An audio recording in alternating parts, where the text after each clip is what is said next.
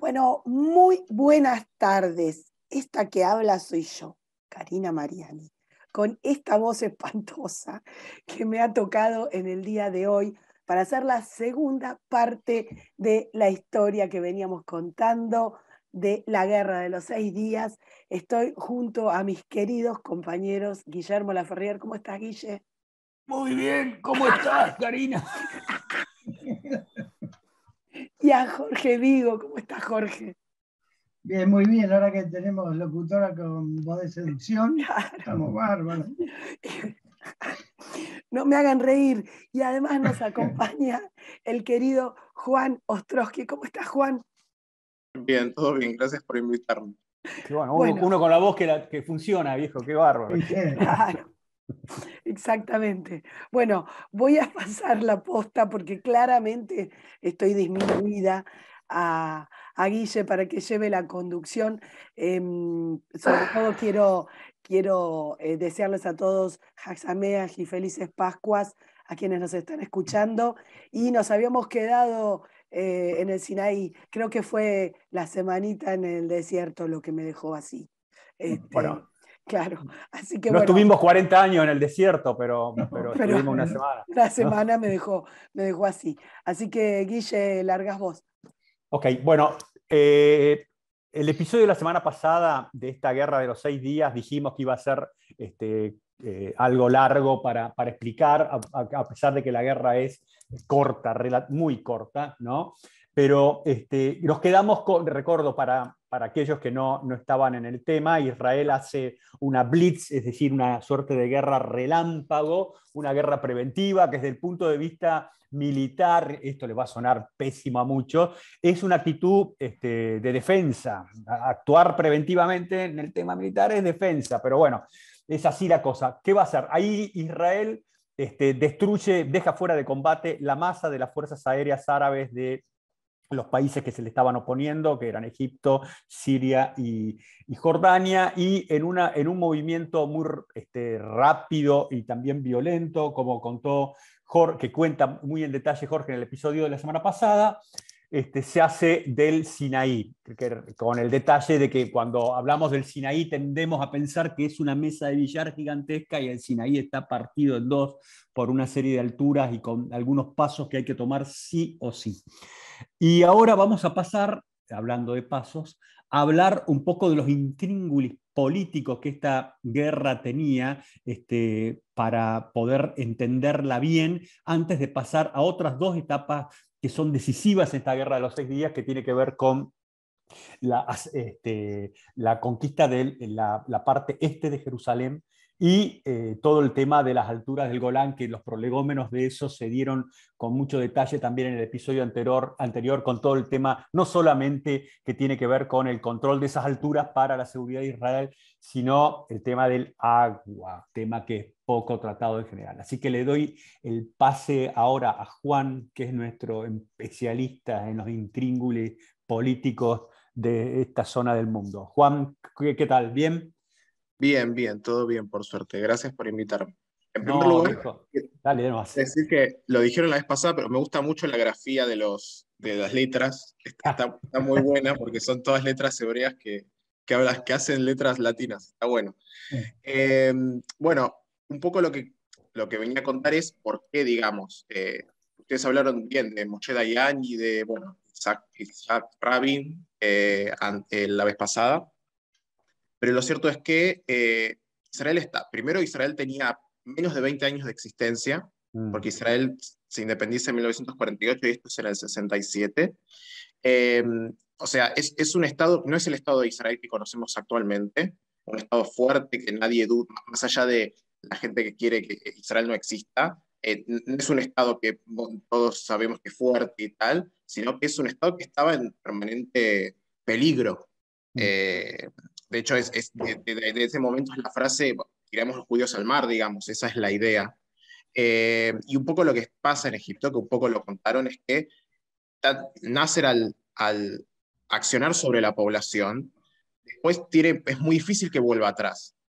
De hecho, hay un momento en el cual cuando Nasser pide que saquen las tropas del Sinaí, y también el mismo Israel le dice al rey de Jordania, no se metan acá, no comiencen la guerra, hay un momento en el cual hace pensar como que hasta Nasser dice, me parece que no está bien lo que estamos haciendo, pero la población ya estaba completamente metida ahí.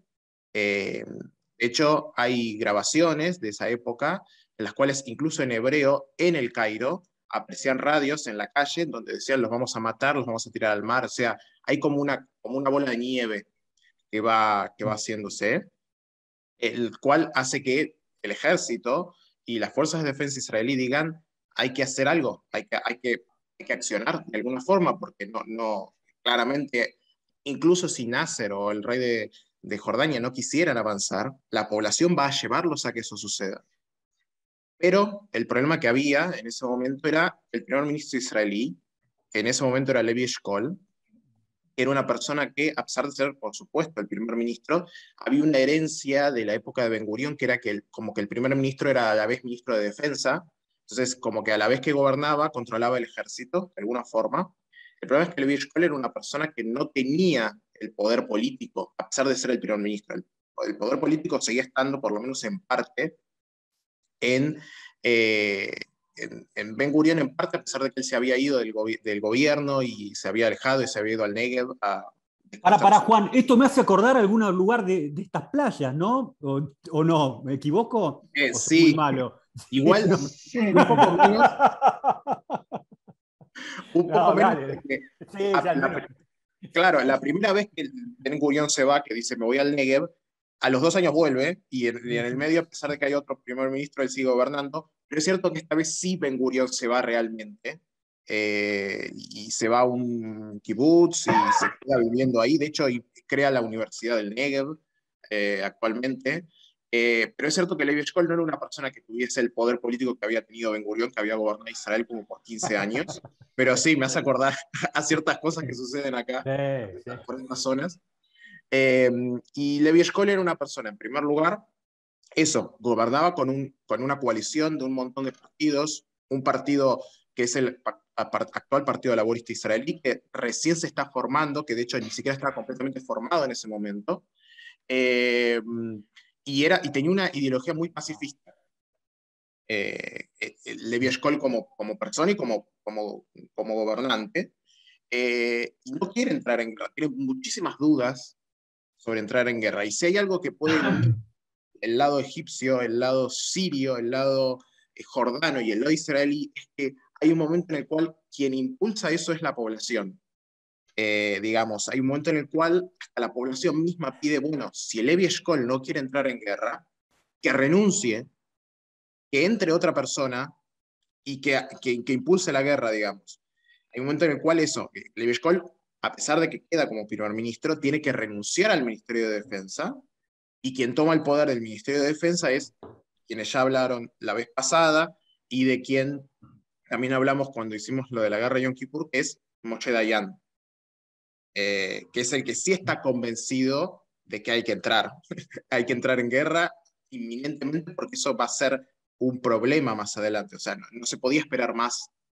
Y de hecho, como contó Jorge la vez pasada, estaba tan bien armado y no sé si decir secretamente, siempre me pareció muy raro que Egipto no previese absolutamente nada de lo que pasaba, porque de pronto entraron con el ejército y el ejército egipcio estaban almorzando, estaban desayunando a la mañana, y de pronto salieron al campo y se encontraron con todos los aviones destrozados.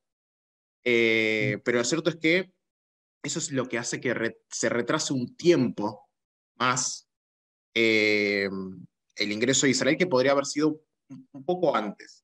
A ver, para un poquito acá, Juan, que te quiero hacer una pregunta y antes hago una reflexión, que también creo que lo hablamos la semana pasada ahí con Jorge y con Karina, que tiene que ver con algo que también vos dijiste, esbozaste al principio de lo que hablás. Esto que es para explicar un poco lo de Egipto, y no sé cómo lo verás, Jorge, ¿no? Pero Israel no era todavía visto como un Estado que podía llegar a ser lo que hizo. ¿Me comprendés? Esto de actuar de esa manera. Sí se tenía idea de que podía ser, digamos, duro para pelear y todo ese tipo de cosas, pero no que fuera tan arriesgado. Eso como reflexión. Y como pregunta es, Me hace ruido esto, ¿no es cierto?, de que de este gobierno que había en Israel con este primer ministro y que ponen como ministro de Defensa a Dayan, que evidentemente, con todo lo que contás, tenía una mirada totalmente distinta a esto. Esto se explica por las disidencias dentro del propio gobierno, porque ser una coalición y había tensiones en este tipo de cosas. ¿Cómo lo explicás? Yo lo veo más que como, a pesar de que obviamente, como creo que en todas las cosas de la historia todo suma, eh, es un momento en el cual es cierto que es un gobierno de coalición, es cierto que hay ciertos temas que tienen que solucionar, pero a la vez es una etapa de Israel, que son los primeros aproximadamente 30 años de Israel, en donde gobierna la izquierda, digamos. También lo Sí, vimos con Yom Kippur. Todos los sí, gobiernos del comienzo de Israel, los más conocidos, tal vez, no sé, Ben Gurión, Golda Meir, son todos gobiernos de izquierda, pero a la vez sí, son como uniones de partidos de izquierda. Entonces, eso por una parte. Por otra parte, pero además, a ver, tanto Isaac Rabin va a ser después primer ministro, dos veces. Una primera vez después de que renuncia a Golda Meir por el tema de Yom Kippur, y después sí. la más conocida, que es en los 90 cuando es asesinado, y Moshe Dayan en parte también, digamos, son gente que va a seguir. No es que es gente que no es de izquierda, no es que es gente que no es del mismo partido, es gente del mismo partido. A pesar de que es una coalición, forman dos partes del partido de Levi Eshkol. Ujú. Yo creo que se explica, al menos en mi opinión, más por Levi Eshkol que por la coalición en sí. Porque, digamos que en general, la diferencia de izquierda y derecha en Israel no se explica tanto por la parte económica, por lo menos ahora, sino más que nada por esas posiciones en relación al conflicto árabe-palestino, perdón, israelí-árabe, árabe-israelí, digamos, israelí-palestino. Se explica muchas veces más por eso que por temas económicos. Entonces, claramente, en general, digamos, la parte izquierda siempre tiende más digamos, a unir un poco más esa idea de los dos estados. Pero lo que es Sí, cierto es que en ese primer momento, justamente con un Israel que es el Israel que conocemos ahora, que sabemos que sí. no se lo puede atacar así nomás, No, tal eh, cual. es un gobierno de Israel que incluso une fuerzas en las dos guerras, tanto en un momento los meten en el gobierno, después no, digamos, unen fuerza con la parte del otro lado, digamos, con la parte de derecha política. Entonces hay una unión. Yo creo que se explica mucho más por la paciencia o por la idea de Levi Eshkol del pacifismo que por conflictos políticos en sí. Porque Pero ¿cómo justamente, cierra lo que vos decís, ¿no es cierto?, con la decisión de ir por todo Jerusalén? ¿Cómo cierra? Que digamos, aquello del partido que busca una, no sé, cierta convivencia, ¿no es cierto? Y va por todo Jerusalén, que es lo que me parece que había que hacer, no me cabe duda, pero me refiero a como que hubiera un contrasentido en eso, ¿no? No sé si es buena mi pregunta.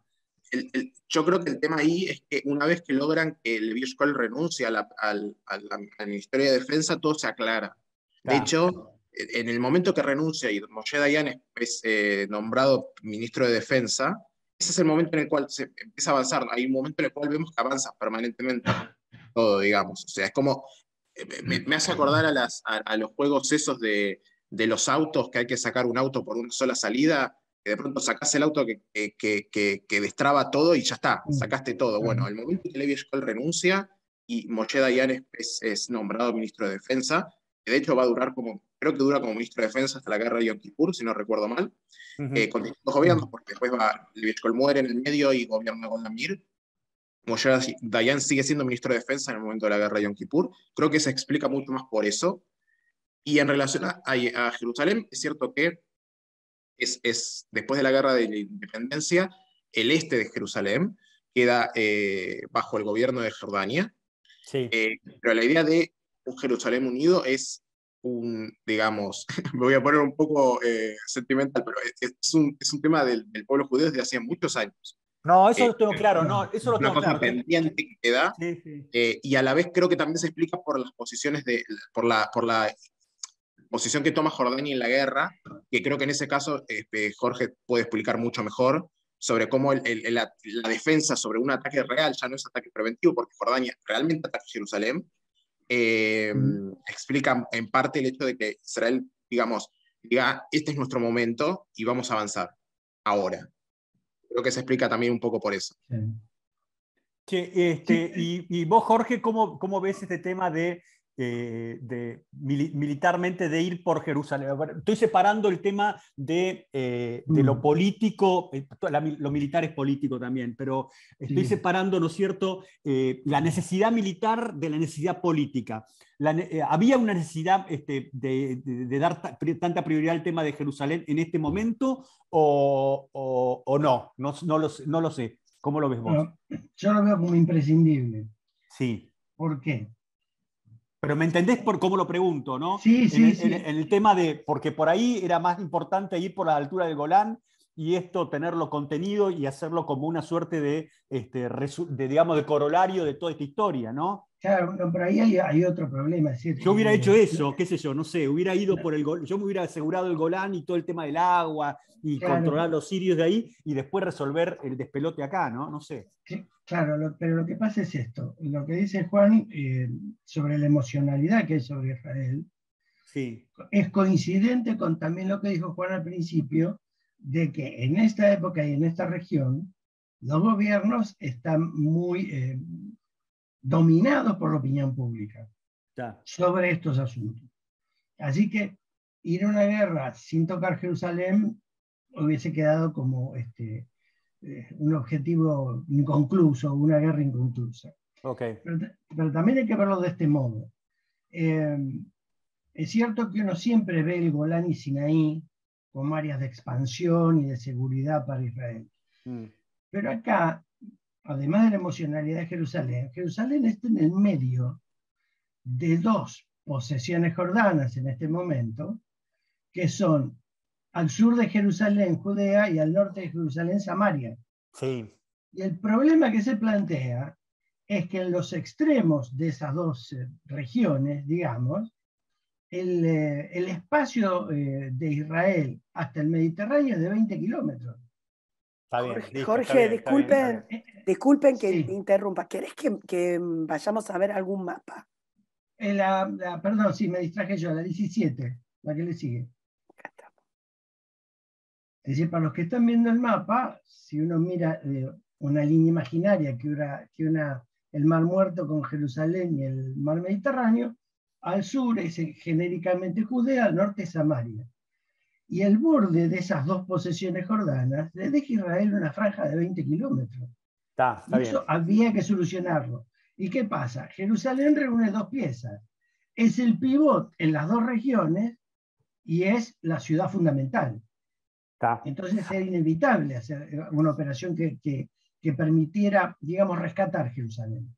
Y ahora Jerusalén vamos a estar ante un combate urbano, claramente, ¿no es cierto?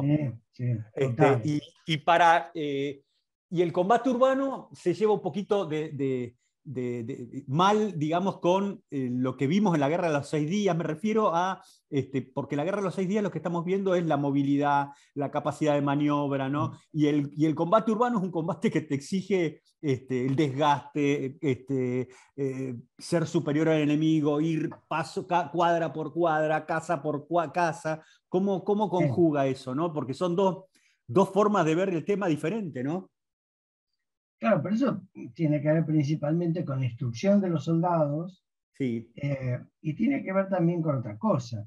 Aquí, cuando se produce la crisis en esto que se llama el sector central del mando israelí, sí, y que se inicia porque los jordanos empiezan a bombardear y empiezan a movilizar tropas en la región, la respuesta inmediata, Narquís, que era el comandante en jefe, prácticamente no tenía tropas. Claro. Tenía fuerzas de reserva. Pero ¿qué va a suceder? Al movilizar un poco más esa reserva, consigue una brigada mecanizada y sobre todo una brigada paracaidista. De 3 que es con la que puede batallones. combatir. Claro. Claro, 3 batallones, 1 regular y 2 de reserva. Claro. Entonces, estos hombres están preparados para ese tipo de combate. Eso, como vos dijiste, no quiere decir ni que va a ser rápido ni que va a ser sencillo. Claro, eso es lo que a mí me gente viste, porque nosotros experimentada. pivoteamos mucho en el episodio anterior con el tema de la cantidad de días, ¿no es cierto? O sea que, viste, es jugado esto de meterse en esta parte de Jerusalén con respecto al tic-tac, ¿no es cierto?, del reloj que te está diciendo en cuánto tiempo tenés, ¿no? Sí, pero acá también hay una cosa. A ver si las puedo reunir. Son dos piezas, a ver si las puedo reunir. Hacer un Eh, esfuerzo. sí, Bueno, qué sé yo. cuando hablábamos, y Juan lo explicaba muy bien, de la aparición de Dayan y demás, si uno mira el panorama completo, ¿por qué Dayan se vuelve una figura tan importante? Porque el liderazgo político en todos lados, Israel, Jordania, Egipto, Siria, es un liderazgo dubitativo. No sabe muy bien qué hacer. Sí. Lo vimos el otro día cuando hablábamos del plan egipcio en el Sinaí, donde el despliegue es, y nos defendemos, pero vamos a atacar y no están seguros. Vamos viendo. Vamos viendo. Y entonces, ante la duda de todo, porque acá en esta movilización, en el Banco Occidental, vamos a ver que la duda de Hussein tiene mucho que ver. Así que acá hay una gran colaboración.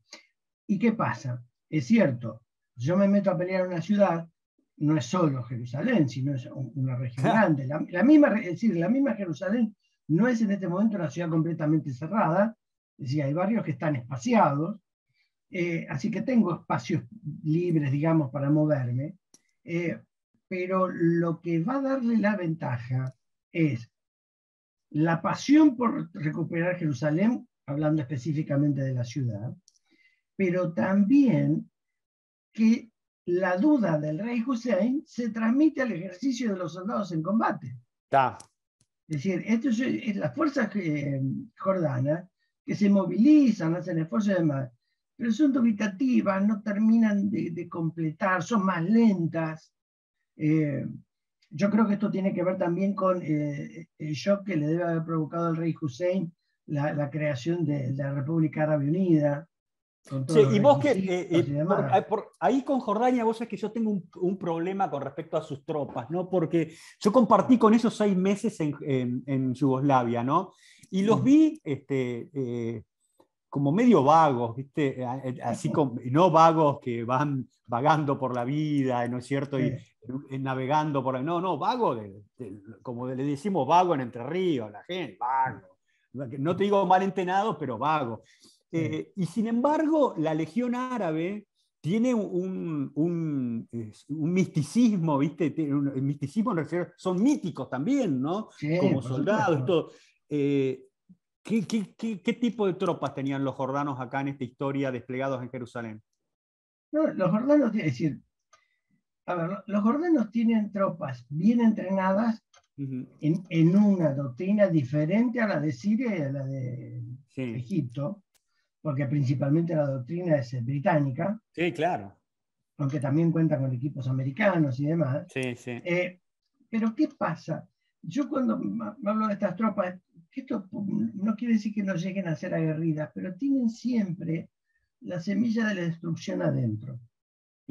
Pertenecen a países con sistemas políticos altamente centralizados, peor en Jordania, que es una monarquía, que termina desbordando la influencia política hasta el último soldado, y donde el prestigio militar se mezcla entre las capacidades militares reales y logradas y la destreza política para ascender.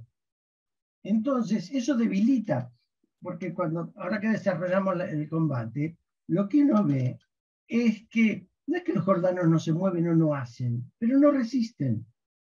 No aguantan, no aguantan. Y eso me da más a mí la impresión de que es un problema de un espíritu mal logrado, digamos, que de instrucción o de equipamiento.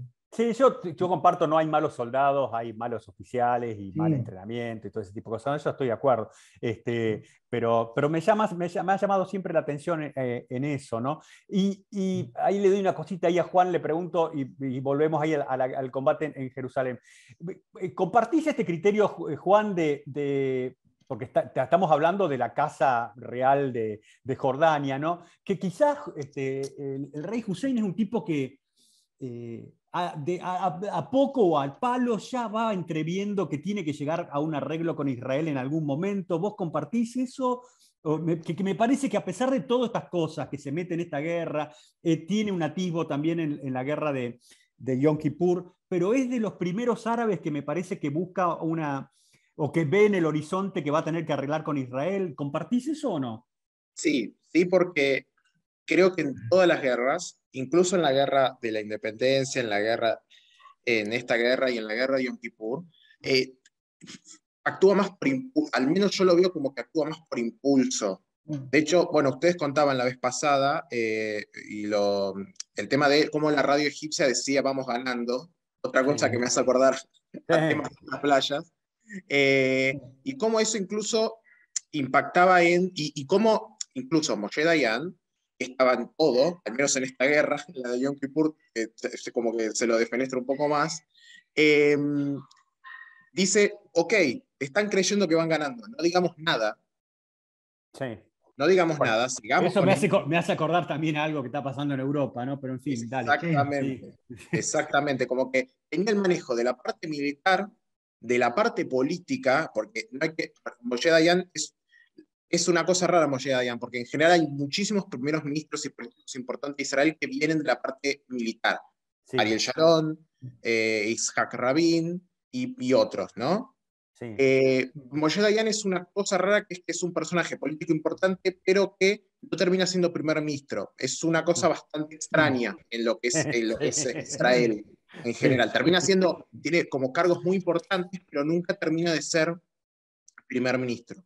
Y lo mata Yom Kippur. Lo mata Yom Claro, Kippur. sí, totalmente. Igualmente, después de eso, él sigue siendo, incluso termina siendo de vuelta ministro de Defensa y ministro de Sí, Relaciones Exteriores, pero no de la izquierda, sino de la derecha. Se pasa del sí, gobierno de ser, eh, como es del lado de Ben Gurión, a ser del lado de Begin, como es una cosa rara, pero de allá. sí. Pero lo cierto es que me parece muy interesante esto de cómo maneja la parte militar, la parte política y además la parte comunicacional. No sé, desde que es ministro de Defensa hasta que termina la guerra.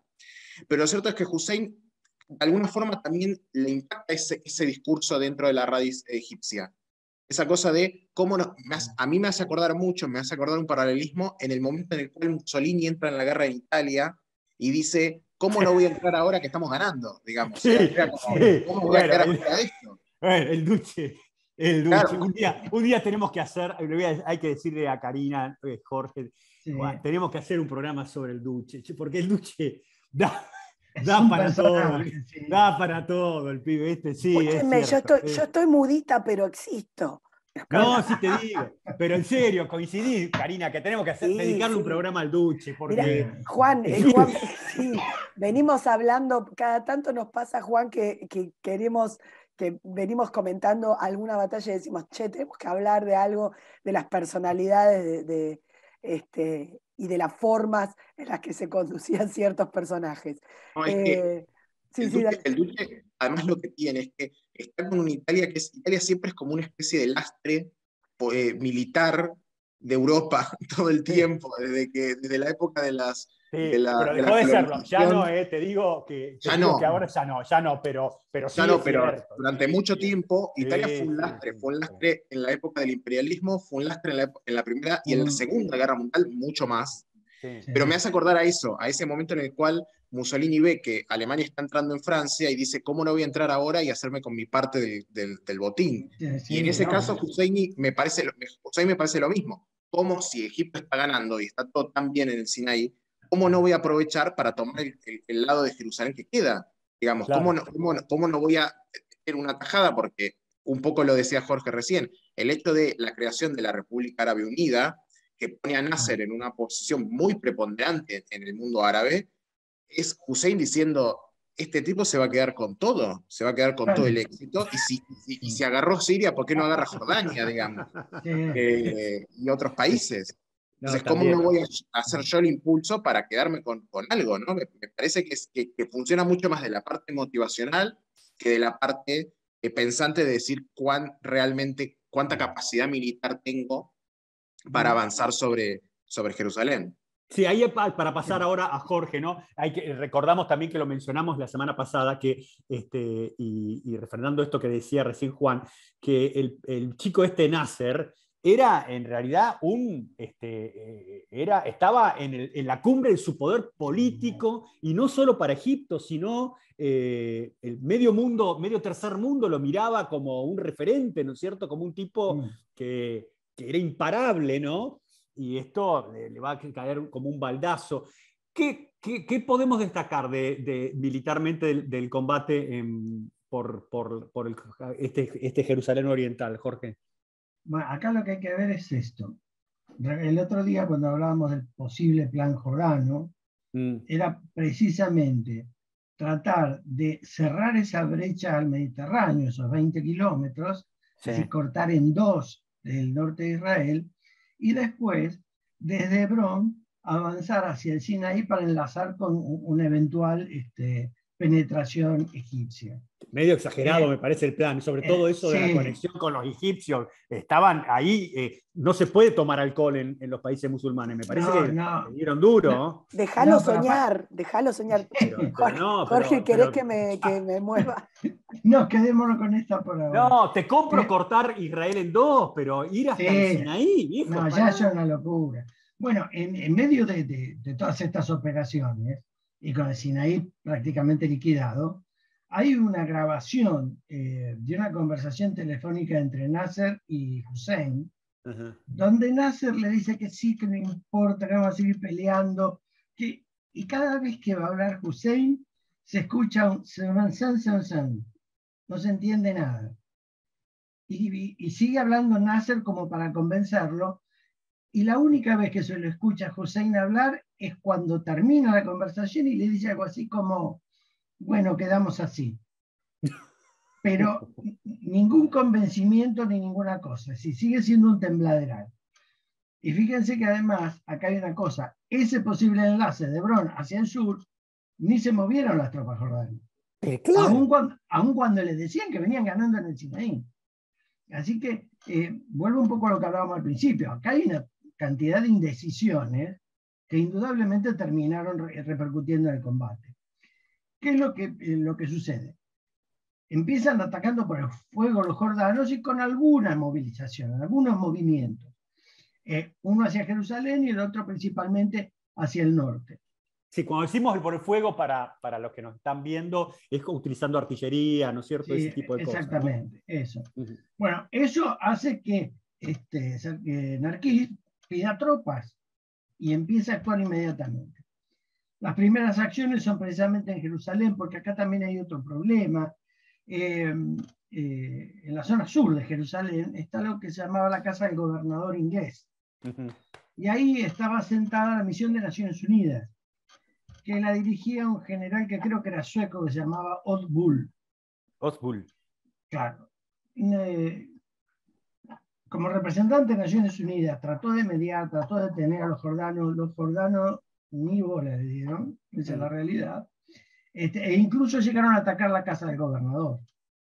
Y en una acción muy inteligente, una de las primeras cosas que hace Narquís es penetrar el territorio jordano y tomar la casa del gobernador y rescatar la misión de Naciones Unidas.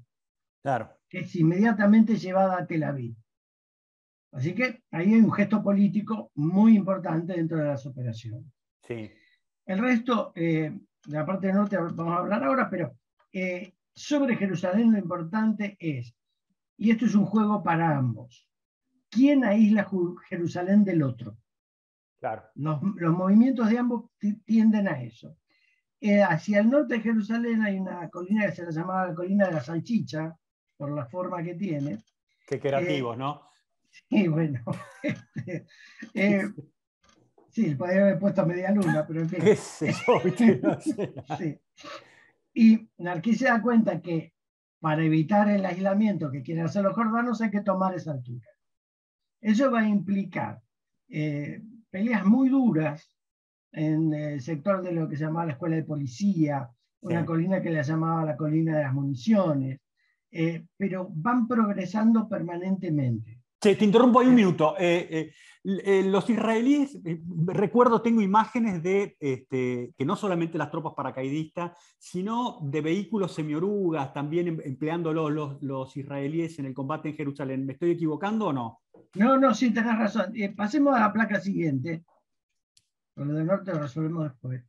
Si uno mira este mapa, que es Jerusalén, pero los barrios no están todos abigarrados, hay espacios grandes. Sí. Y es ahí donde estos vehículos blindados que vos mencionás van a tener presencia.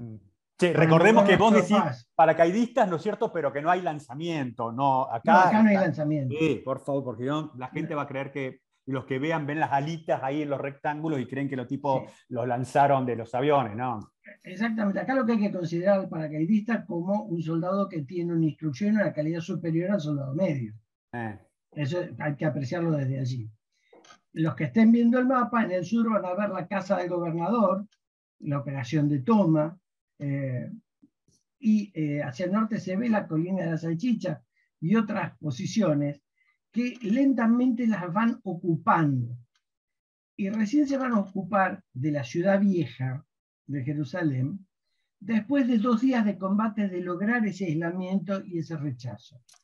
Y esto va a costar mucho porque si bien los jordanos van a ir cediendo terreno, va a haber intentos de recuperar. Así que va a haber varias idas y venidas hasta terminar de asegurar todo el proceso. Proceso que, pasados los 2 primeros días, es decir, para el 8 de junio, los jordanos están bastante controlados y lo que se trata para los israelíes es de ir limpiando posiciones. Es decir, ya no hay una zona defensiva o peligrosa, digamos, jordana unificada, sino que terminan siendo pequeñas zonas que hay que ir limpiando lentamente. Sí, acá te hago una cosa, ¿no? Porque por ahí los que nos miran o escuchan dicen, bueno, limpiando, y damos la idea, porque ese es el término, es limpiando el término que se utiliza, que como una idea de, bueno, voy sacando escombros, reúno prisioneros. No, si bien eso ya no hay dudas de que la zona está controlada por los que están limpiando. Para los que están limpiando es recontra peligroso. Sí, por supuesto. No, porque claro, no, porque damos la idea, no te digo vos, sino cuando el término dice, bueno, está bien, despejan las calles, sacan los escombros, heridos, prisioneros, ese tipo de cosas. No, viejo, hay nichos donde hay tipos combatiendo, emboscada, gente que no recibió la orden de replegarse y sigue peleando. Es un despelote. No, y además hay que tener en cuenta que estamos hablando de una ciudad muy antigua, claro, con muchas zonas de calles muy pequeñas. Exacto. Ya hay una cosa, y aparte que es una ciudad de una antigua y con un valor histórico tremendo, ¿habrá habido restricciones militares con respecto a esto? Me explico, no tiren en tal lado, no usen tales tipos de armas para preservar, así como tipo París, una cosa así. Sí, no, si las hubo yo no las conozco. Pero pensás que pudo haber, ¿no? Me imagino, sobre todo en la aproximación final a través de se llama la Puerta de San Esteban, que creo que después se llamó la Puerta de los Leones, que es la que da el acceso, o facilita el acceso al Muro de los Lamentos. Creo que ahí debió de haber alguna recomendación o cuidado propio. Sí, porque las tropas en general tienden, viste, Y sí.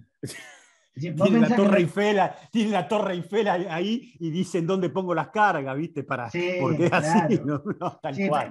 Pensemos que estos paracaidistas en esta calle venían en 2 columnas, claro, digamos, de cada vereda, y digamos, el de la vereda derecha miraba a las casas de la izquierda y el de la izquierda a la derecha para ir cuidándose y detectando enemigos. Así que es una cosa muy delicada. Sí, no van con una guía turística y una guía de lugar histórico. O como viste, vos sabés que en estas playas hubo una época, hace unos años atrás, que empezaron a ponerle a muchos edificios históricos en la ciudad de Buenos Aires un símbolo que tienen las Naciones Unidas, ¿no? Para que preservarlo como lugar histórico en caso de una invasión. Sí. ¿Vos te imaginás ¿Vos te imaginás que eso le están dando mucha pelota en el mundo cuando van a una guerra, cuando ven, mirá, está el símbolo este? De hecho, Guille fue la semana pasada a profanación de monumentos históricos.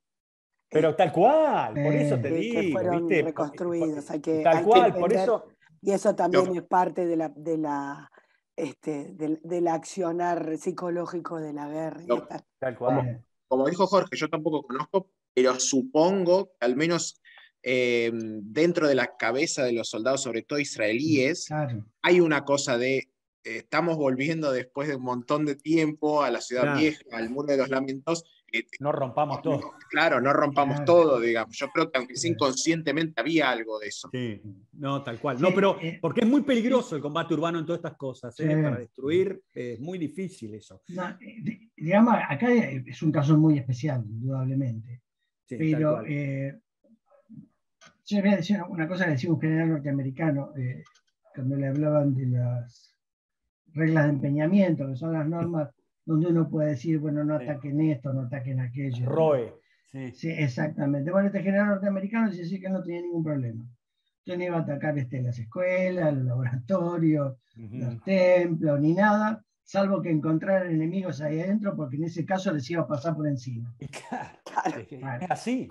Pero ¿qué pasa? Esto suena muy brutal, pero vuelvo a lo mismo, esto es un caso muy particular. Pero cuando empezamos a lamentarnos por los daños de la guerra, es tarde. Claro. Eso es un problema del decisor político. Claro. El decisor político se metió en una guerra, es destrucción pura. Sí. Así que, y no es por criticar, porque la gente tiene derecho a pensar lo que quiera, pero cuando estamos hablando de Ucrania y empiezan con que sí, se murieron civiles, sí, le pegaron a este edificio, sí, no le pegaron, bueno, es una guerra. Claro. No se están tirando con masas de crema. No. Entonces, hay que ver todo esto, que es lamentable muchas veces, hay que verlo antes de meterse en estas acciones. Tal cual. Y respecto a lo nuestro, esto tiene una calidad emocional para todos, que indudablemente, como bien dijo Juan recién, en la cabeza de cada uno estaba, cuidemos, hagamos el menor daño posible. Tal cual. Che, ¿qué queda de esto de la toma de Jerusalén? Porque ahí tengo, con respecto a eso, una pregunta después para Juan, Jorge, desde el punto de vista militar. Acá hubo un intento de un alto el fuego. No queda muy claro. ¿Se cortó algo? ¿Me escuchan? Sí, yo te escucho. Sí, pues me pareció que se había cortado. Hubo un intento de alto el fuego que los jordanos desconocieron, pero tampoco está muy claro si ellos lo pidieron, si se los impuso las Naciones Unidas. Es decir, hay como una zona de niebla y demás. Pero ¿qué pasa? Esto lo van cediendo, no lo pueden contener. Y si volvamos al mapa anterior, el 17, no solo están perdiendo acá, sino que en la región norte, donde supuestamente iban a cerrar la brecha de los 20 kilómetros, tampoco están pudiendo hacer nada. Y hay, para los que ven el mapa, unas unidades en azul, que forman una UGDA, una división israelí que mandaba el general Peled, que va a intervenir para contener y empujar a los jordanos hacia atrás, digamos, pero que rápidamente va a quedar liberada y va a participar en el Golán.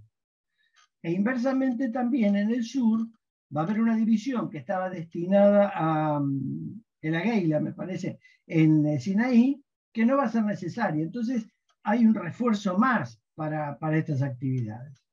Este retiro, como se suele decir, está reculando en chancleta el ejército jordano. Es coincidente con la posición de Hussein, del rey, que no sabe qué hacer porque en un momento, acá hay un general egipcio mandando también, dentro del ejército jordano, y en un momento le dice, bueno, nos retiramos, vamos a tener que pedir un cese el fuego y después vemos. Y Hussein tiene miedo de la reacción de la población, no sabe qué hacer. vuelvo un poco a lo que decía al principio. Acá los líderes políticos, salvo Dayan, que es el más claro, están todos dudando permanentemente de lo que va sucediendo. Así que el ejército jordano, que, como dijimos, ofrece una resistencia, no es una resistencia cohesionada. O sea, van cediendo, van cediendo, van cediendo y van replegándose hasta cruzar el Jordán y quedarse del otro lado.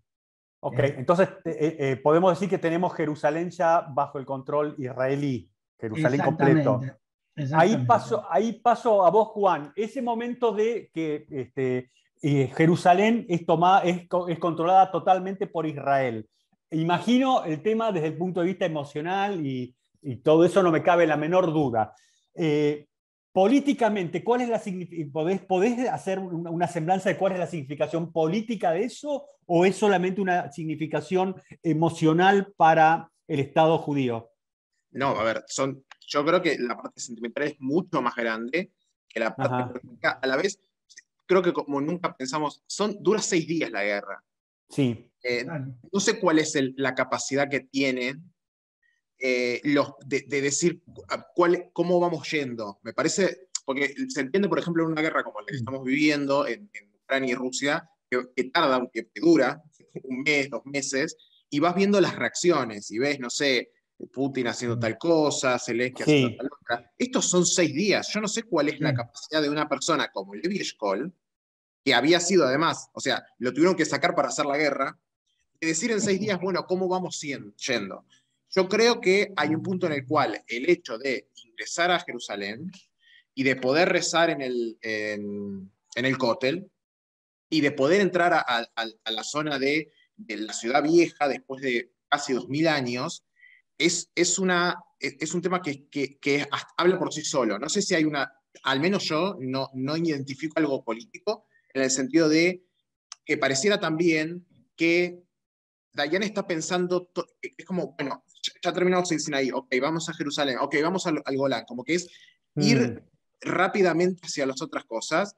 Levi Eshkol queda muy apartado y la imagen que es bastante conocida de Dayan, Rabin, entrando a Jerusalén en el hotel. Además, hay una cosa muy rara que es justo un par de días antes, creo que incluso ni un mes antes, había salido una canción que es Jerusalén de Oro. Es una canción muy conocida, que es prácticamente el segundo himno de Israel, que había salido 3 semanas antes.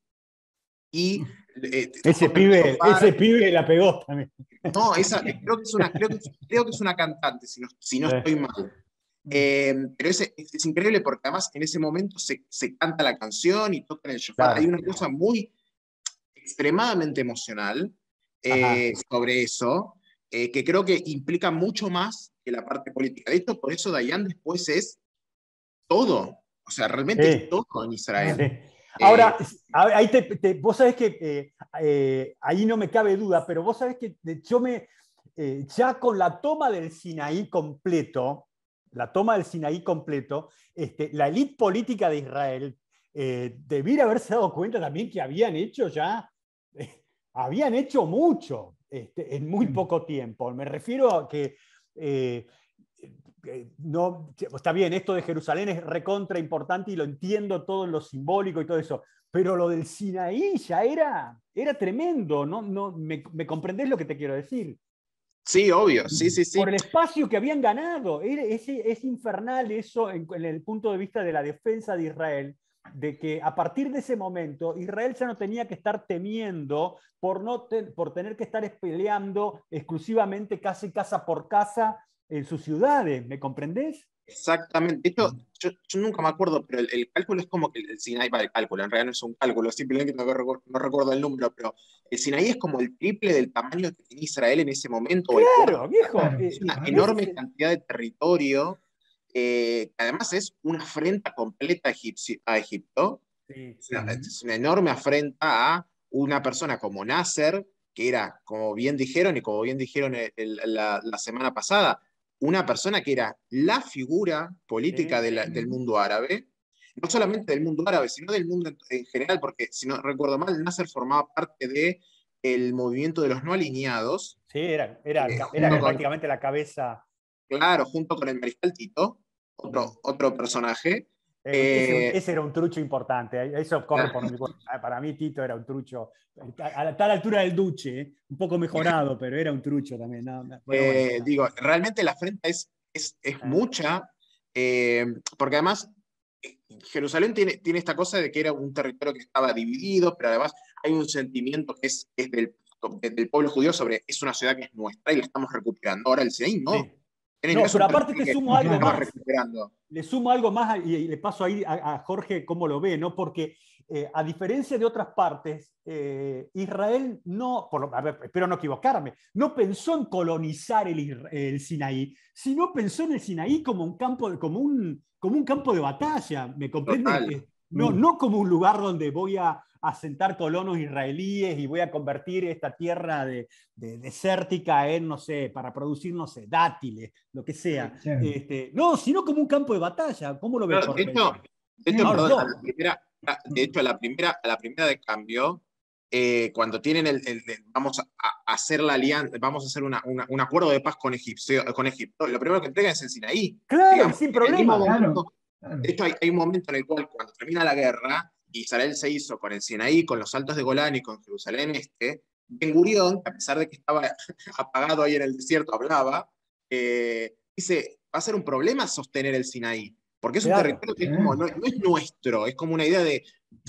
Es más, el problema que se genera porque le sacamos territorio a los árabes, que la ventaja para nosotros, digamos, ya conquistamos Jerusalén, ya conquistamos los Altos de Golán, que en ese momento eran incluso muchísimo más importantes que ahora para la parte defensiva de Israel, pero el Sinaí es como, no tiene mucho sentido seguir teniéndolo como territorio, digamos, nos va a generar mucho más problemas, y de hecho, no solamente lo generó, sino que posteriormente Israel nos termina devolviendo a Egipto. No, está bien. ¿Qué ibas a decir, Jorge, con respecto a esto? No, que precisamente, es decir, el Sinaí lo único que era un colchón defensivo de 200 kilómetros de profundidad. Claro. Ningún otro valor, ninguna otra cosa. Y que te ofrecía dos obstáculos, ¿no? Te ofrecía el canal, por un lado, como una primera línea, o sea, como una primera dificultad, y después todos los distintos pasos, es decir, claro, que te permitía hacer una degradación o un combate de retardo, ¿no? O sea, que desde el punto de vista militar era absolutamente para mí un logro infernal. Totalmente. Opacado por este tema, de todo lo que estaba explicando recién Juan de Jerusalén, ¿no? Pero para mí el tema del Sinaí es terrible. Nos vamos al Golán, ¿les parece? Vamos al Golán en la 15. Sí, ahí el Golán, y a diferencia del Sinaí, y creo que algo lo esbocé en la charla de la semana pasada, me parece que vamos a ver un Golán israelí por, no sé si por siglos, pero por mucho tiempo en el horizonte, porque es mucho, esto no es el Golán, no es el Golán, perdón, no es el Sinaí. Acá juegan otros factores, ¿no es cierto?, que tienen que ver con las alturas, en la posición donde está ubicado, tan cerca de la población de Israel, el bendito tema del agua, la inestabilidad de Siria, esto no lo veo cedido ni a palos, pero digamos, ¿cómo llegamos al Golán ahora? No, claro, y no nos olvidemos que aquí también había una zona desmilitarizada que Israel la consideraba propia, claro. Y ahí, digamos, colonizó, hizo trabajo de agricultura permanente. Claro, por eso te digo, es totalmente distinto esto. Es totalmente distinto. Bueno, acá hay una cosa. Las operaciones en el sector central, es decir, Jerusalén y demás, y el sector sur, el Sinaí, son operaciones que se desarrollaron entre el 5 y el 8 de junio. Ahora, a mí me da la impresión que en esos días Nasser le debe haber preguntado al mariscal Merkel, el comandante en jefe del ejército egipcio. Che, ¿qué onda, loco? No, le debe haber preguntado por los sirios y le debe haber dicho, ¿pero vos les avisaste? Claro, le mandó una carta, viejo. Le mandó una carta para que interprete el otro, a ver qué. Sí, porque los sirios bombardean un poco, pero no hacen nada. No avanzan, no cruzan. Es decir, lo único que hay son algunos bombardeos fronterizos, y algunos intentos de cruce de algunas compañías que atacan algún kibutz, que por otra parte estaban bien protegidos. Entonces no hay nada. ¿Pero qué hay? ¿Vos qué decís? ¿Hay una oportunidad perdida de parte de los sirios? Sí, ¿Hay, sí. o puedo ser malo y decir, ¿no estará la mano oculta del papá de Bashar al-Assad ahí especulando con cómo me quedo con esto o no? ¿O es demasiado pedir? Bueno, en medio de esta guerra, él que era comandante de un componente aéreo pasa a ser ministro de Defensa. Claro, bueno, pero tampoco, o sea, no tiene nada para festejar y el tipo se queda con todo. Sí, pero la verdad que no sé si fue, a ver, es raro esto. ¿Por qué? Porque, perdón, no es Dayan que es exitoso, no. está y bueno, no es exitoso y se queda con el poder político. Claro, es una cosa rara. Y sin haber hecho nada, además. Pero claro. O mejor dicho, no solo no haber hecho nada, sino que haber perdido un montón de territorio. Es decir, bueno, dale, sí, entiendo. Es muy sirio esto. Es muy genial, claro, es genial. Sí. Claro, porque lo que uno hubiera esperado es que si estaban todos, si estaban Siria, Jordania y Egipto y algún otro país, coordinados para atacar o defenderse de Israel, lo eventual o lo esperable era que el mismo 5, bueno, los sirios cruzaran hacia el norte del mar de Galilea en dirección al Mediterráneo. Claro, aparte, en teoría era el mismo país, ¿no? Claro, y además esa era la presión militar correcta. Claro. Estamos combatiendo en todos lados. Bueno, los sirios no, los sirios se dedicaron a bombardear, lo más tranquilos, como si nada. Y acá también hubo que Juan debe saber esto, hubo una discusión en el gobierno israelí, porque los rusos hicieron algo así como una falsa extorsión. Hubo una oferta, creo que fue alrededor del 6 o el 7, de que si Israel dejaba afuera de la guerra siria, y sí, eso. Los rusos iban a permitir la inmigración de 3 millones de judíos del territorio de la Unión Soviética. Siria es la joya de la corona de Rusia, siempre ha sido. Siempre, claro. Pero era una promesa dudosa.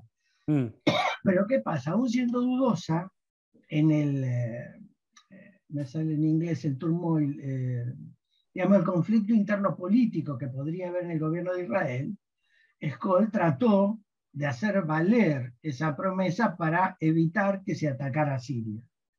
¿Vos tenés algo de eso, Juan?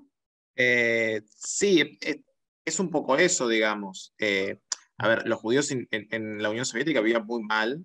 De hecho, cuando la Unión Soviética terminó, Siria sigue siendo la joya de la corona rusa actualmente. De hecho, más vale. Israel sigue siendo, de alguna forma, el por qué Israel nunca termina de ponerse contra Rusia es porque defiende Siria, digamos. Tal cual. Y los judíos vivían muy mal en la Unión Soviética. De hecho, cuando termina la Unión Soviética, llegan en los 90 como 1,5 millones, 2 millones de judíos rusos a Israel. Y de hecho, cuando toman los Altos del Golán, avanzan sobre Siria y en un momento se quedan. Podrían haber entrado a Damasco, podrían haber hecho un desastre porque realmente estaban las condiciones dadas. De hecho, cuando vimos la guerra de Yom Kippur, vimos lo mismo. Pasó lo mismo, sí. Podrían llegar a Damasco y destruir todo sin ningún tipo de problema y nunca avanzan de más. Entonces, y ahí está el llamado del Kremlin, viejo. Algún pibe de allá llamó. Alguna cosa debe haber habido. Totalmente es posible que haya una parte que Levi Eshkol haga valer el momento que digan, chicos, sigo siendo el primer ministro, para decir, no avancemos. Digo, me hace acordar a una cosa que un día dijo Tato Boris, pero no importa. Sigo, o sea, no me pasen por arriba, sigo siendo el que tiene la lapicera, el que firma las cosas. Claro. Arriba, pero sí, en realidad es una situación de miércoles, ¿no? Porque el líder político en una guerra sigue teniendo un peso importante, qué sé yo, es reconocido como el tipo que está conduciendo las cosas, que yo pienso en un Roosevelt, no pienso en Winton, pienso en un Roosevelt conduciendo la guerra, y todos sabemos que Roosevelt no se metía mucho en el tema, ¿no? Veía los grandes rasgos, nada más, pero para el pueblo era el conductor de la guerra, ¿no? Y esto no se da en Israel. Exacto, pero además pensemos en quién se acuerda de Levi Eshkol. Nadie. Nadie. Sí, también, es cierto. No sabe Es nadie cierto. quién, pero todos sabemos quién es Moshe Dayan, quién es Mm. Isaac Rabin, quién es Sí. Arik Mm, Sharon. Claro, Sí, claro. sí. Todos sabemos quiénes son. Ahora, ¿quién es Levi Eshkol? Nadie sabe. Yo solo Nadie- conozco no- Skol, la cerveza en Brasil, que es buena, a mí me gusta, pero no, nada Claro, más, nada que pero, ver. pero por ejemplo, en la guerra de Yom Kippur sí nos acordamos que estaba Golda Meir, Claro. Claro, pero nadie Sí, se claro. acuerda que estaba Levi Sí. Eshkol en la guerra Está de, bien. de los 6 días. Es del posiblemente la medio, guerra es más cierto, exitosa de es Israel, cierto. de todas. Sí. Sí. Nadie se acuerda que Levi Eshkol era el primer ministro. Por Se eso, dice, y que le podría haber dado un capital político al tipo, ¿no? claro, ¿no? Sí, Realmente pero, no. Igual pobrecito después, creo que al año se murió, o sea, pobre sí, Levi Eshkol, pero sí creo que no dura ni un año y medio, una cosa así, pero digo, sí, sí. no hay un capital político de él Mm. propio que gana. Realmente el que termina ganando el capital político es Dayan Ya, y ya, es sí. Rabin, Sí. Sí, posteriormente. sí. Sí, y escúchenme, Jorge, las tropas estas israelíes que van a hacerse del Golán, ¿hay Sí. son tropas que ya estaban en el frente del norte y todavía no estaban actuando porque estaban esperando resolver esto de Jerusalén, el Sinaí? ¿Hay alguna onda de esa o Sí. hay refuerzos que vienen también desplegando, desprendiéndose del Sinaí? El tema es así. Las fuerzas que estaban en el norte y que estaban al mando de Eleazar, Ajá. y es importante aquí porque Eleazar es el que hizo todo el diseño de defensa del Golán Uh-huh. y de despliegues y de eventuales planes ofensivos. Así que de los oficiales israelíes superiores era el que más conocía el tema. Y tenía todo listo para atacar. Pero ¿qué pasa? Un poco lo que dijo Juan hace un rato. Pasan 6 días, se trató tan rápido Sí. que nadie termina de entender, ni así nadie termina de dar la orden. No hay tiempo, es rapidísimo. ¿Y qué sucede? Cuando llegamos al día 8 y tenemos el Sinaí, tenemos el sector central en nuestro poder, y aparece este intento de Eshkol de no operar sobre Siria. Acá también hay una escena, debe haber habido una escena de película en la que Dayan le debe haber guiñado un ojo a Eleazar. Qué mal gusto, che. Bueno, ¿qué le vamos a hacer? Estaba ahí. No, porque algunos por ahí pueden no saberlo. Me hacen tener que llamarlos al orden. Tiene un parche, el tipo tenía un parche en uno de los ojos. Dijo, no, Bueno, pero era más fácil guiñar. guiñar, bueno, pero vivía guiñando. Jodido Claro. jugar al truco ahí. Sí. Ay, sí, imposible. Entonces, ¿qué pasa? Eleazar que ya tenía todo preparado, de hecho ya lo tenía preparado para el día 8, en combinación con Dayan, postergan prácticamente 24 horas de operación y el 9 se lanzan sobre los altos del Golán sin avisarle a Eshkol. Claro. Así que es muy claro acá que el dominio político total lo tenía Dayan. Che, llama la todo. atención porque, para aquellos que por ahí no lo sepan bien, porque uno ve muchas unidades, grandes unidades, brigadas blindadas de los israelíes atacando sobre el Golán, y alguno puede pensar que estamos frente, qué sé yo, a la cordillera de los Andes o los Alpes, y que es medio raro esto. Digamos, las alturas son más bien relativamente bajas comparado como para permitir que elementos blindados puedan operar en ellas. Sí, claro, sí, lo llamamos las alturas, ¿por qué? Porque la planicie desde el Mediterráneo hasta prácticamente Damasco es una pendiente en subida. Sí. Y llegado a la altura del Mar de Galilea, esa subida se hace pronunciada y le da al terreno una ventaja de dominio para quien lo tenga, ya sea para avanzar hacia Damasco, ya sea que uno quiera entrar en el Valle de Israel. Así que ese es el motivo de la altura. Pero sí, es un terreno, ahora, es un terreno un poco también lo que hablábamos de Sinaí. Es un terreno muy abierto, desértico, digamos, con altura, suelta sobre todo el Monte Hermón, que está al norte. Sí, algún arbolito perdido, pero no es sí, nada. algún arbolito. No es nada. Pero lo que tiene que es un desierto de sílice. Y eso trae algún problema para el movimiento de vehículos. Porque el sílice puede generar salientes filosos vehículos de ruedas se les pueden cortar las llantas. Sí, pero no Incluso los tanques.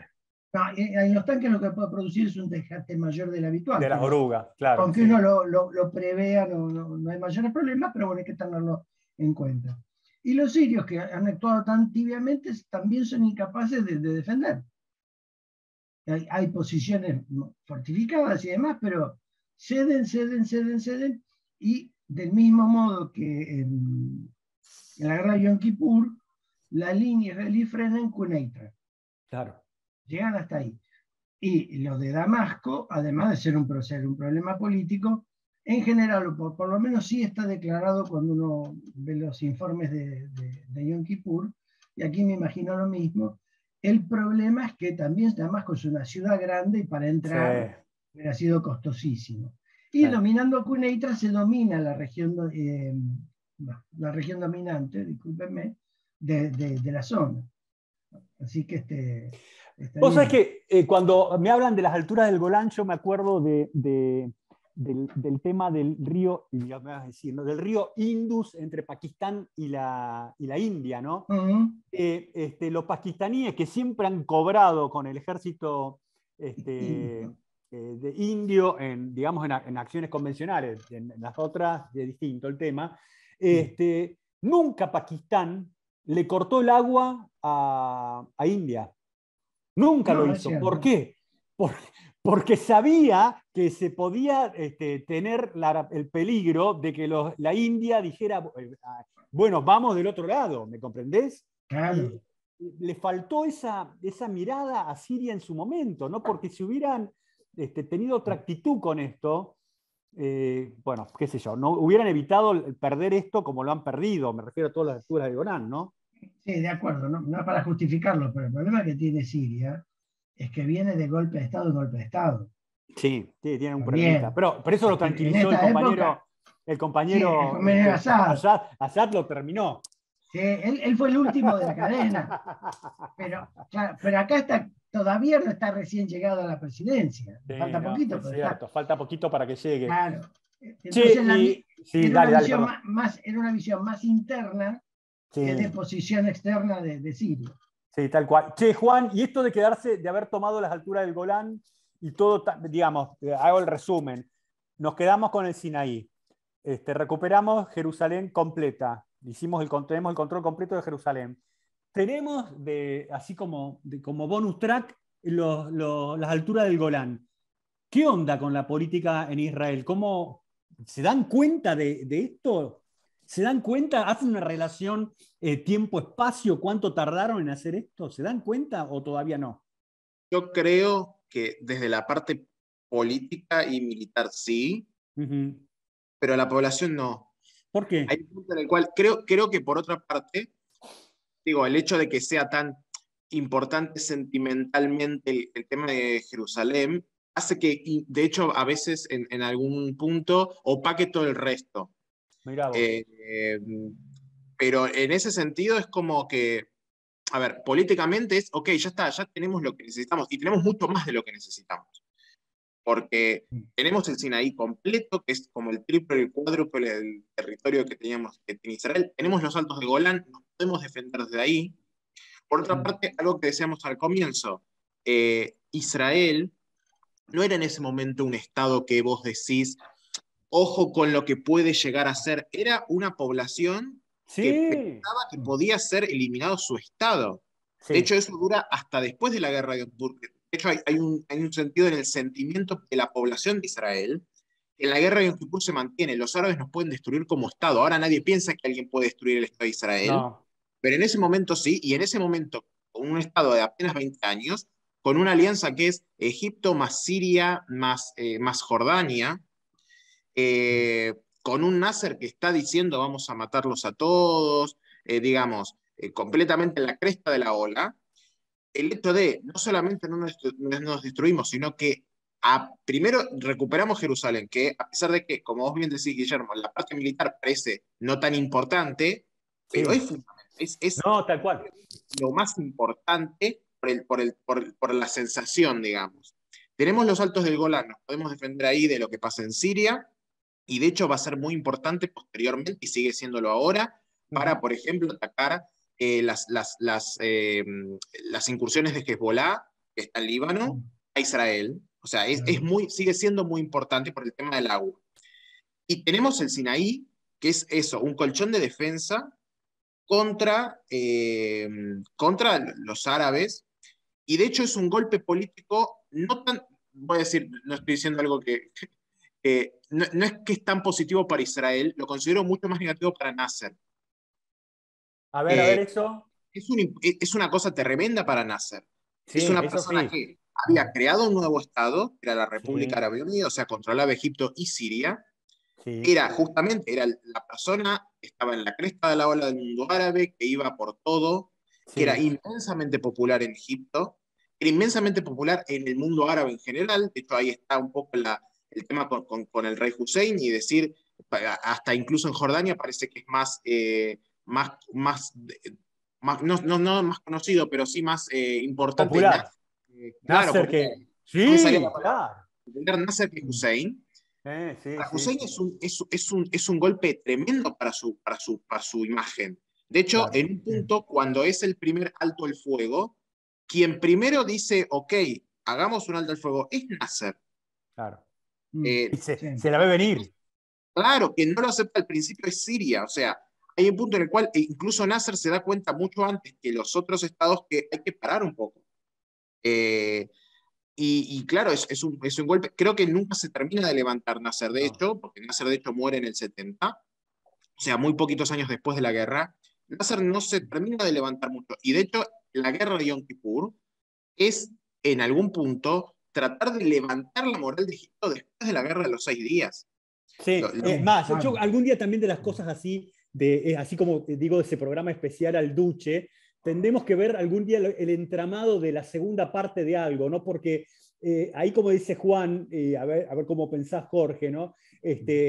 Hay un entramado medio complicado, porque por un lado vos tenés un Anwar el Sadat, que utiliza la guerra de Yom Kippur como una forma de decir, bueno, le doy una revancha al pueblo egipcio, pero por el otro lado es la llave que le permite al tipo generar una paz con Israel, ¿no? Sí, totalmente. Es decir, las cosas enrevesadas que están dentro de lo que aparentemente parece la idea de, bueno, voy a hacerme con todo, con Israel lo despedazo, y por ahí lo que está subyaciendo es genera una situación militar que me permita negociar o aprovecho el desastre para negociar. ¿Me comprendés? Sí, y de hecho, para Israel también es un punto en el cual históricamente se considera que es como un relajamiento de Israel, diciendo, claro, la guerra de los 6 días logramos derrotar en 6 días a Siria, a Jordania y a Egipto, y controlar el Sinaí, controlar Jerusalén Este, y controlar los altos de Golán, no hay nada de lo cual preocuparse. Y es una de las causas de lo que va a pasar en Yom Kippur. Es como una especie de relajamiento del ejército israelí, de la defensa. No un relajamiento, digamos, se entiende, digamos, no estar completamente tensos. De hecho, cuando vimos la guerra de Yom Kippur, lo primero que dijimos es, una de las cosas por las cuales sucede la guerra de Yom Kippur es porque estaban tan relajados sobre la situación que nunca previeron eso. Y de hecho, le pasó a los franceses y a los ingleses en el 39, Jorge. Estaban convencidos de que si los alemanes atacaban Polonia, vamos a darle otra paliza como en el 18. Sí, claro. Totalmente. Sí. Y la guerra de Yom Kippur, dentro de todo, duró poco. Tampoco, o sea, duró más de 6 días, pero tampoco duró 2 meses. Pero a la vez hay un punto en el cual los primeros días realmente es un avance sin freno del lado sirio y del lado egipcio, que tiene que ver mucho con esta relajación después de la guerra de los 6 días, de cómo se relajan en la defensa, cómo dicen, bueno, ok, no tenemos disputa dentro del mundo del Medio Oriente, ¿por qué vamos a hacer tantos problemas, digamos? O sea, ¿por qué vamos a sostener tanto algo que los podemos derrotar tan rápidamente? Bueno, ¿sabes a quién les pasó algo similar también? A los norteamericanos con la primera guerra del Golfo. La paliza que dieron sacándolos a los iraquíes de Kuwait en 100 horas ¿no es cierto? Hizo pensar que, bueno, y que en realidad se les abrió el camino a Bagdad. Y fue un llamado de Londres a Washington el que paró todo eso, ¿no es cierto? Ese es el que hizo que en el 2003 se invadiera Irak por parte de Estados Unidos con menos, para la guerra del Golfo I Claro. tuvieron 500.000 hombres desplegados. Para la guerra del Golfo II desplegaron 140, 170.000 hombres. ¿Se dan cuenta de lo que estamos hablando, no es cierto? Es más o menos también como una suerte de las victorias a veces son... derrotas después. Claro, cuando no son bien estudiadas y analizadas, ¿no? Jorge, ¿cómo ves eso? Sí, eso siempre, históricamente siempre sucede. La victoria provoca, recién Juan decía relajamiento, exceso de confianza. Me parece que esa sería la palabra. Tendríamos que hacer un especial viendo si hay algún momento en que eso no es así, ¿no? De países no, bueno, que... Recordemos cuando vimos Midway, Sí. que Marcelo lo decía, los japoneses que habían ganado la primera parte, habían atacado Pearl Harbor, habían ocupado las Indias holandesas y demás, y después se sentían tan ganadores que creyeron que podían hacer cualquier cosa. Claro. Eso muchas veces pasa, muchas veces pasa. Estimados, perdón, los interrumpo, tenemos que ir cerrando. Yo los dejo solos, y ustedes no tienen límite. No, la verdad que no. ¿Nos queda alguna parte para cubrir, para ir cerrando? No. ¿Vos, ya Juan, nos quedamos con algo? todo. Ustedes se relajaron porque ya se quedaron con todo Medio Oriente. Así es. Tenemos un exceso de confianza. Bueno, te tiro no sé, Karina, para que decidas vos así al aire, no sé, te tiro 2 opciones para la próxima charla. A ver. Te sorprendo. Una, que la que se me ocurrió ahora, ¿no? Que podría ser la versión 1 de la Guerra del Golfo, con el amigo Schwarzkopf y todos los pibes ahí dando vuelta. Y la otra es una suerte de homenaje al amigo acá Jorge. Podríamos hacer Austerlitz o la batalla, o la otra que sería la batalla de los emperadores, ¿no? De las naciones, digo. No sé, que elijan alguna de las 3. Me matan porque me gustó todo y Austerlitz la tenemos hace un montón de tiempo prometida. Sí. Yo por mí la paso por arriba. ¿No? Preferiría dar una que tengo en la India con el Duque de Hierro, que está muy buena, pero no sé. Decidí vos, Jorge, decidí vos y nos vamos despidiendo. Vos decís esa batalla por la cual el primer ministro de Inglaterra enrolló el mapa de Europa y dijo no lo vamos a abrir por muchos años.